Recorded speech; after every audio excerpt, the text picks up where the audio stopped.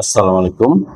যেহেতু কোরবানি ঈদ, এই কোরবানি ঈদে গরু মাংস খাওয়ার একটা ধুম পড়ে যায় এবং আমরা জানি যে কোরবানি ঈদে সবসময় গরু খাসির কোরবানি হয় এবং আমরা এই কোরবানি ঈদে খুবই গরু মাংস খেতে পছন্দ করি এবং আমরা নিজেরাও খাই এবং একটা ধুম পড়ে যায়।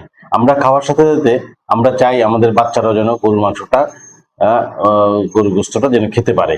হ্যাঁ, তাহলে অনেকে আমাদের জিজ্ঞাসা করেন বাচ্চাকে গরুর মাংস দিব কিনা, কিভাবে দিব, কোন বয়সে দিব, কোনো ক্ষতি হবে কিনা। আমি ডাক্তার গোলাম চান্দানি, শিশু বিশেষজ্ঞ হিসেবে কর্মরত আছি। আমি আজকে আপনাদের জানাবো যে বাচ্চাদের গরু মাংসটা কোন বয়সে দিবেন এবং দিলে কোনো ক্ষতি হবে কিনা। আজকে আসুন আমরা জেনে নেই বাচ্চাকে কোন বয়সে গরু মাংসটা দেব, কত মাস বয়স থেকে আমরা গরু মাংসটা শুরু করব এবং কোন কোন ক্ষেত্রে দিতে পারবো না বা দিতে বারণ করা হবে তা আমরা জেনে নেই। আশা করি আপনারা সম্পূর্ণ ভিডিওটা দেখবেন এবং আপনারা অন্যদেরকে সাথে শেয়ার করবেন ব্যাপারটা। WHO, ওয়ার্ল্ড হেলথ অর্গানাইজেশন এবং আমেরিকান একাডেমি অফ পেডিয়াট্রিক্সের মতে বয়স বাড়ার সাথে সাথে গরুর মাংস দেওয়া যাবে এবং গরুর মাংসের মধ্যে হিম, আয়রন এবং জিঙ্ক থাকে। গরুর মাংসতে হিম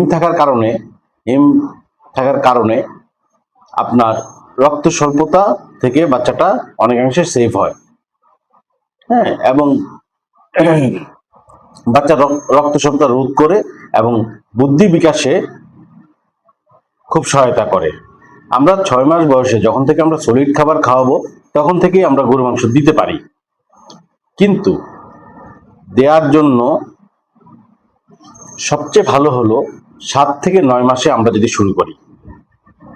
6 মাসে যদি আমরা দেইও বাচ্চাকে গরুর মাংসটা একদম ব্লেন্ডিং করে, একদম আঁশটা ছাড়াই একদম ব্লেন্ডিং করে রসের মতো করে দেওয়া যাবে। 7 থেকে 9 মাসে আমরা এটাও ব্লেন্ডিং করে আপনার একটু একটু করে দেওয়া যাবে, 1 থেকে 2 চামচ যদি আপনি খাওয়াইতে চান। হ্যাঁ, সবচেয়ে ভালো হয় 12 মাসের পরে।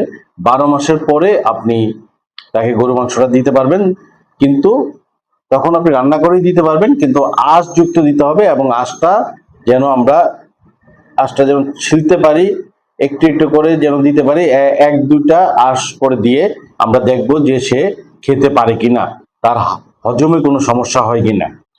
মনে রাখতে হবে আমরা সবসময় 3 দিনের মেথডে একটা করব, ট্রায়াল দিব।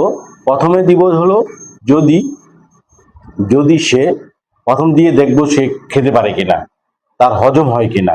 যদি হজম হয় তাহলে আমরা আবার দিব, আর যদি না হয় আমরা পরপর 3 দিন ট্রাই করব। ট্রাই করার পরে যদি তার কোনো অ্যালার্জি হয়, তার কোনো খুসপাসা আসে বা সে খেতে চাচ্ছে না, তখন আমরা দিব না, তখন আমরা বন্ধ করে দিব। এবং আসলে গরু মাংস এত ইম্পর্টেন্ট না যে যদি বেঁচে থাকে আলহামদুলিল্লাহ সারা জীবন সে খেতে পারবে, যে এখনই আপনাকে খাওয়াইতে হবে তা না। তবু যদি অনেক বাচ্চা খেতে চায়, অনেক বাচ্চা আপনাদের খাওয়া দেখে সে খেতে চায়, তখন তো আসলে এখন ঈদের সিজন, আপনি না দিয়ে পারবেন না, তাই তখন আপনি দিবেন। এবং গরু মাংস যে উপকারিতা আছে আপনাকে বললাম, গরু মাংসে হিম আছে, আয়রন আছে, জিঙ্ক আছে। তো এগুলোর জন্য আপনার তার রক্ত স্বল্পতা দূর হয়, তার বুদ্ধি বিকাশে হেল্প করে। হ্যাঁ, তো আপনাদের যদি এই ইনফরমেশনটা যদি ভালো লাগে, আপনারা যদি সম্পূর্ণ ভিডিওটা যদি দেখে থাকেন, তাহলে আপনারা অন্যদের সাথে এই ভিডিওটা শেয়ার করবেন এবং লাইক দিয়ে আমাদের পাশে থাকবেন। হ্যাঁ, ধন্যবাদ আপনাদেরকে।